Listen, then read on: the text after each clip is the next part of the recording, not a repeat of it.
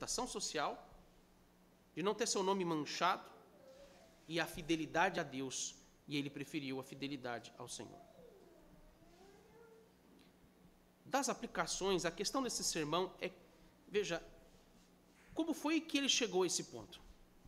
Essa é uma das perguntas que mais intriga o texto aqui. Como foi que José conseguiu aquilo que nós consideraríamos impossível de resistir, porque não somos capazes, meus irmãos, nos nossos dias, de vencer tentações bem mais brandas do que esta? Como é que ele conseguiu? Como é que ele resistiu tudo isso? Como é que suportou tudo isso? Não só resistir à tentação, como também ter de suportar e resistir às consequências da sua postura, da sua decisão. Eu poderia dizer que José nos apresenta aqui algumas dicas bem simples para você vencer esse tipo de tentação. Eu poderia aqui dizer que devemos evitar ficar a sós com uma mulher como essa da situação de José. Eu poderia dizer que você deve ter uma percepção moral da sua vida mais firme, mais aguçada, como José demonstrou em não trair a confiança do seu Senhor, em ser uma pessoa honesta, mais íntegra, evitar más companhias e tantas outras coisas que a gente poderia tirar desse texto aqui, que dariam uns sermões de 2 meses. Mas o que o texto está nos mostrando é que a vitória de José sobre essa tentação não foi por fatores humanos, mas foram por fatores divinos. Foi por causa da graça de Deus com José. E é por isso, de novo, o texto nos diz por 5 vezes que Deus era com José. Em outras palavras, a graça de Deus estava com José. Nós tendemos a culpar os fatores externos das nossas quedas. Quando nós cedemos às tentações, aquela ou esta situação era muito difícil. Era o meu emprego que estava em jogo. É a minha família ou a minha reputação que está em jogo. Tudo isso são meras desculpas e falta de confiança no Senhor. Os dilemas da vida, meus irmãos, são frutos do pecado. Mas a graça de Deus é maior que os nossos dilemas. A graça de Deus superabunda onde o pecado abunda.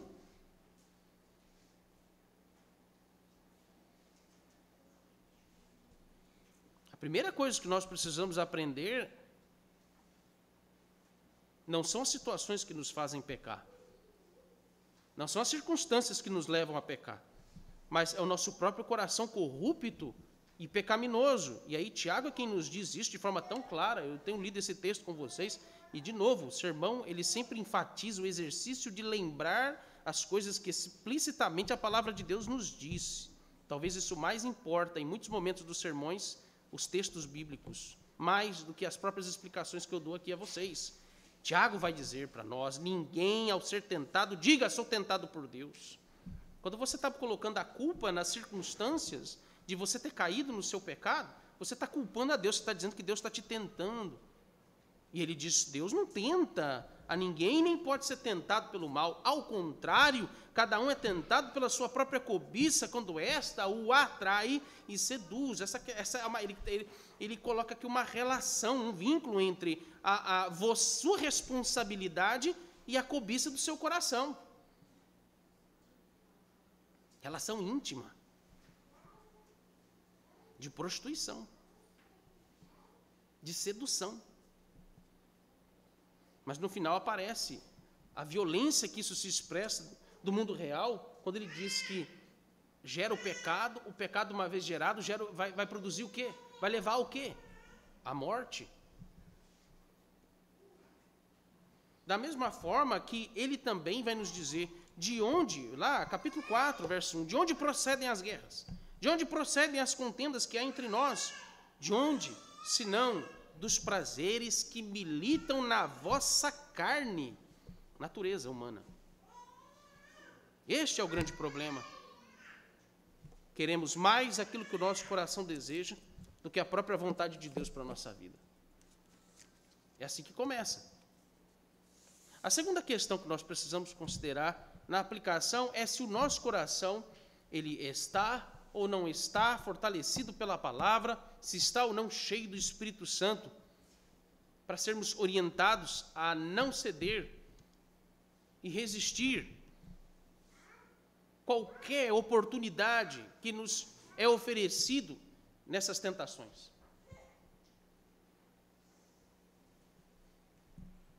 A terceira lição que nós precisamos considerar é que não se pode simplesmente não pecar mais.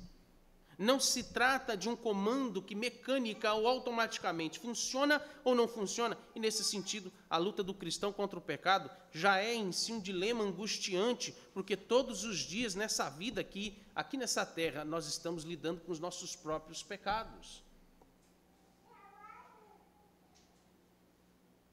O nosso coração e a nossa mente, ela depende de alguns fatores fundamentais que dizem respeito àquilo que Deus nos proporciona. Primeiro, você depende das misericórdias de Deus. Segundo, você depende da obra redentora de Jesus Cristo imputada no seu coração. Terceiro, você depende da obra poderosa do Espírito Santo em transformar, converter e santificar o nosso coração todos os dias. Todos os dias. Foi o Senhor que moveu o coração de José a dizer àquela mulher: como poderia eu fazer isso e pecar contra Deus? Ele não falou aquilo por si mesmo.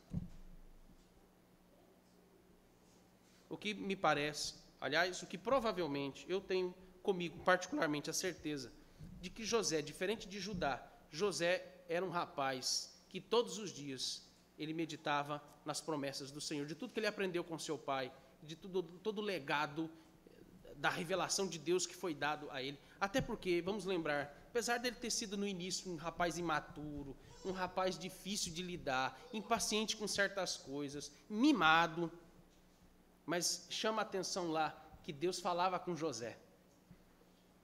Ele tinha intimidade com Deus. Não tinha papa na língua, não sabia falar, mas ele tinha intimidade com Deus. E veja agora, nesse momento, o que nos é apresentado como implicação, consequência de um rapaz que tem vida com Deus, de um homem que tem vida com Deus.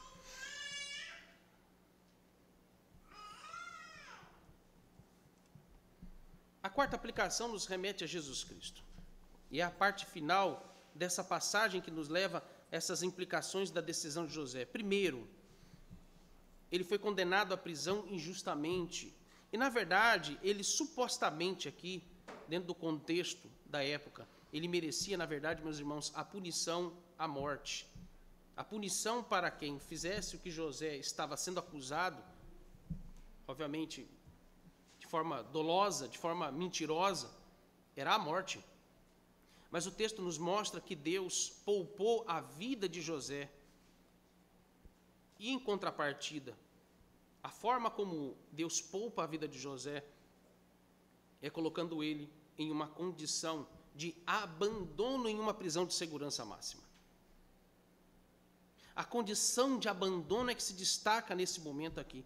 E veja, talvez uma outra tentação a esta que é sutil, quando há o perigo de pensar em situações como esta, que Deus pode ter nos abandonado.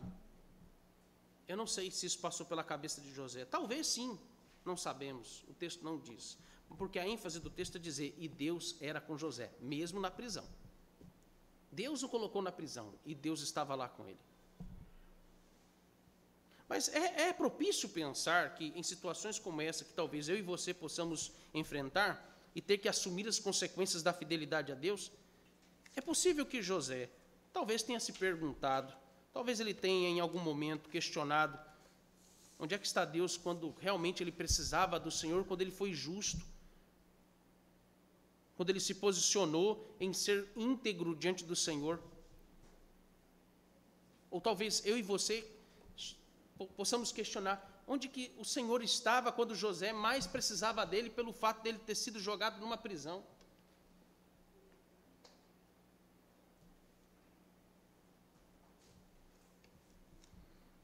Mas aqui está a questão que nos leva a Cristo. Nesse aspecto, José é um tipo de Cristo. A tentação de José nos remete à tentação que Jesus sofreu em Mateus 4, dos versos 1 a 11, e aqui nós temos alguns fatores que são semelhantes a José. Primeiro aspecto, da mesma forma que José foi guiado pelo Espírito Santo naquela situação e cenário, Jesus também foi guiado pelo Espírito Santo a ter de sofrer aquelas provações e tentações. Segundo fator é que, da mesma forma que José, Jesus também ele sai de um estado, e agora no caso aqui, cabe-se a pessoa de Cristo, referente à tentação, e que ele está em um estado de humilhação, ele sai de um estado de exaltação e vai para uma situação que revela a sua humilhação. Terceiro aspecto é que, da mesma forma que José ficou cara a cara com o seu tentador, Jesus também ele foi assediado, ele foi provocado, perturbado, afrontado pelo seu inimigo, o diabo, cara a cara. Quarta semelhança é que, da mesma forma que José ter sofrido intensas agonias, angústias e perturbações no seu coração, Jesus também sofreu todos os dias aqui nessa terra as mesmas angústias, as mesmas agonias em ser tentado a ter de quebrar a sua fidelidade e obediência ao seu Pai. Quinta semelhança é que, da mesma forma que José resistiu à tentação, Jesus também foi obediente em todas as coisas ao seu Pai e não cedeu uma fagulha sequer das provocações de Satanás. Sexto, que a prisão que Potifar escolheu para José era a pior de todas, porque ela nos remete a essa condição de abandono. E há certa semelhança quando Jesus também sofreu a pior de todas as punições por ter sido perfeitamente obediente às ordens do seu Pai. A sétima semelhança é que, da mesma forma que José, Jesus ele foi contado no meio de transgressores. Jesus foi contado no seu estado de humilhação no meio de transgressores, o que o apóstolo Pedro, na sua primeira carta, aliás, a segunda carta, no capítulo 3, ele vai se referir a essa condição humilhante em que Jesus se encontra encarnado aqui na terra, como que se estivesse no inferno pregando o evangelho para os que estão presos e cárceres no inferno. Contado entre os transgressores, crucificado ladeado no meio e ladeado de transgressores.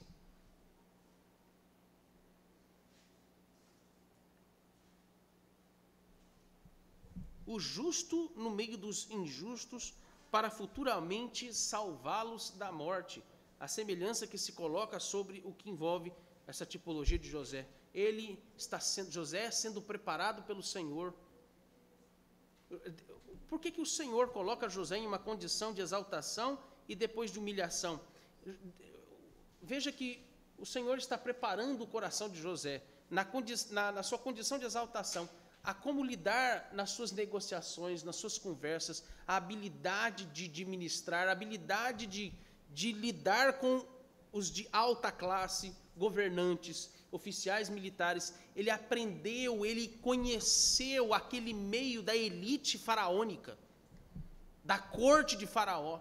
E porque o estado ou melhor dizendo, a condição de humilhação está no meio dos piores bandidos e transgressores e traidores do reino de Faraó, da cadeia de Faraó, para aprender a lidar também com transgressores, porque ele iria, olha o condicionamento estabelecido aqui sobre com quem ele iria lidar quando ele fosse governador do Egito. Não há classes quando se trata do Senhor manifestar a sua graça e misericórdia. Ele não salva apenas os ricos ou só os pobres.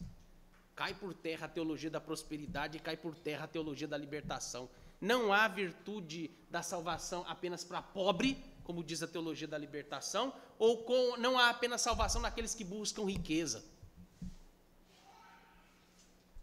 Mas a graça do Senhor revela na sua eleição e nos seus decretos um amor que é incondicional, que a gente não pode seguir critérios humanos, porque Ele salva. A eleição, como também a obra da salvação, ela se aplica conforme os critérios soberanos de Deus em salvar tanto o rico quanto o pobre, quanto o culto quanto aquele que é ignorante, o que tem pavio curto e o que tem mais paciência.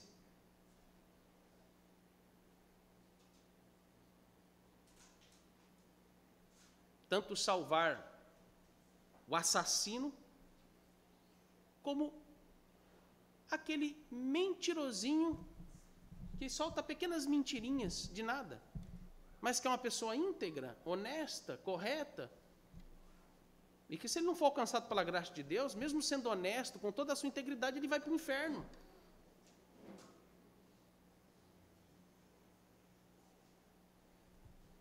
Contado no meio dos transgressores, dos injustos, para futuramente salvá-los da morte.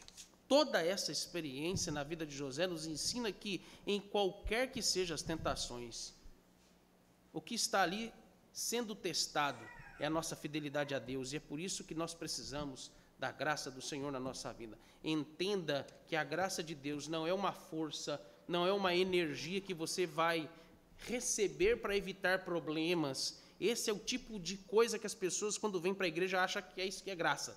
Graça é uma energia, é uma espécie de uma proteção que Deus me dá, se eu fizer as coisas que o pastor mandar, se eu disser que eu concordo com tudo aquilo que ele disser que eu tenho que fazer, ele, o conselho, seja quem for, se eu seguir direitinho os preceitos que estão ali religiosamente ensinados, se eu for batizado, se eu for recebido como membro, então aí a graça de Deus vai evitar problemas, vai evitar dilemas, vai evitar injustiças contra mim, porque eu estou procurando ser correto, justo, íntegro, uma pessoa religiosa, buscando uma piedade religiosa.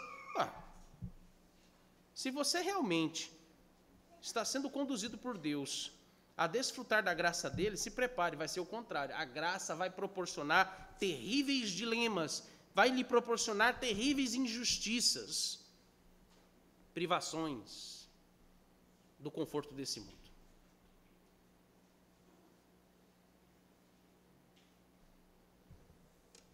A graça de Deus, ela vai atuar em todas as situações. Ela não vai nos eximir de problemas, dilemas e injustiças.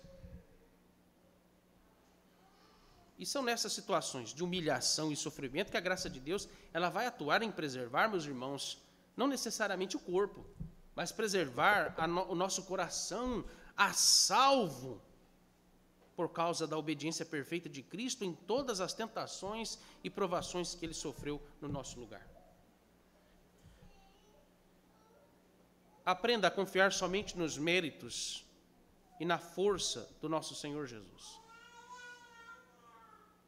Quem nos dará a segurança de vencer um teste como este é somente nosso Senhor Jesus.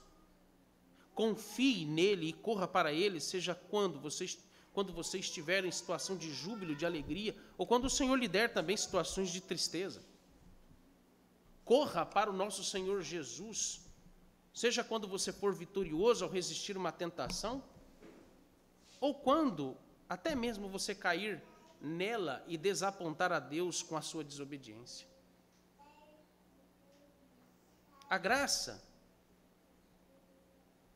de Deus é que tanto vai nos dar resistência contra as investidas de Satanás e também do nosso próprio coração corrupto, mas quando você também cair nessas tentações, e aqui está a solução para os nossos problemas quando se trata, mas eu tenho caído, mas eu não consigo me levantar, o que eu faço? Eu tenho procurado psicólogo, eu tenho tomado remédios. Talvez tenha feito aconselhamento com o pastor, com o presbítero. Eu não consigo resistir. Eu tenho usado de artifícios, métodos, para evitar cair nesse tipo de situação, de tentações que tem me afligido. Mas esse é que é o problema e a sutileza das tentações também do coração. Quando você acha que os seus remédios, que os métodos, que as técnicas, que os artifícios vão te livrar desse tipo de escravidão, vício ou qualquer outra coisa que tem te prendido no seu coração, qualquer que seja o seu problema em cair em algum determinado ou escravizado a algum tipo de pecado, que até tem lhe prejudicado evidentemente no seu corpo, ou na sua condição ou reputação social, seja qual for, e aí veja, esse é o problema, a gente relacionar a raiz do problema com algo que é externo, em vez de tratar o que é interno. Irmãos, não há remédio que psiquiatra dê que qualquer clínica de recuperação dê, que vai tratar o seu problema do pecado. O seu remédio tem que ser a graça de Deus. Porque aí está o dilema que as pessoas não conseguem enxergar e ver que a resolução desse dilema nosso. Por que o Senhor muitas vezes permite que eu caia, que eu fique escravizado por um tempo nesses pecados? A graça do Senhor é a solução para que, mesmo que você também caia nos seus pecados, a graça não apenas dá resistência para vencer a tentação, mas quando você cair nela, é pela graça de Deus que o nosso Senhor Jesus vai te levantar, vai te restaurar, vai te curar, vai te livrar de todos os seus pecados, vai lhe dar perdão de todos os seus pecados. Vai lhe livrar da culpa dos seus pecados. Se a graça de Deus fosse só um método para a gente se livrar de problemas, em vão morreu o nosso Senhor Jesus. Em vão o sangue dele foi derramado. Em vão você vai participar da mesa do Senhor. A graça de Deus, ela faz muito mais do que você usar este artifício para tentar se livrar de algum problema moral que você enfrenta. Mas a graça de Deus te concede todos os dias perdão dos seus pecados. Todos os dias.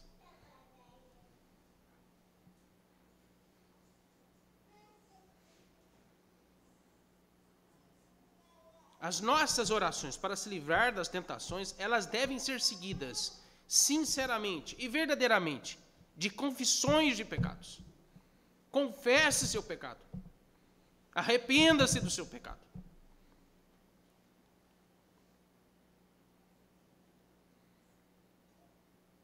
E a graça de Deus, ela atua em não apenas dar resistência, mas se você cair, ele te dá a certeza do perdão de todos os seus pecados. Ele te livra da culpa dos seus pecados. Porque todo o peso dos seus pecados caiu sobre o nosso Senhor Jesus Cristo. Ele sofre a punição da morte, por isso que José não foi entregue à morte. Além de ser algo injusto, José também não teria condições de morrer pelos seus próprios pecados. Por isso a vida de José foi poupada, porque quem iria morrer no lugar dele era o seu Redentor, chamado Jesus Cristo. Jesus morre no lugar de José e de todos os que pertencem à linhagem do povo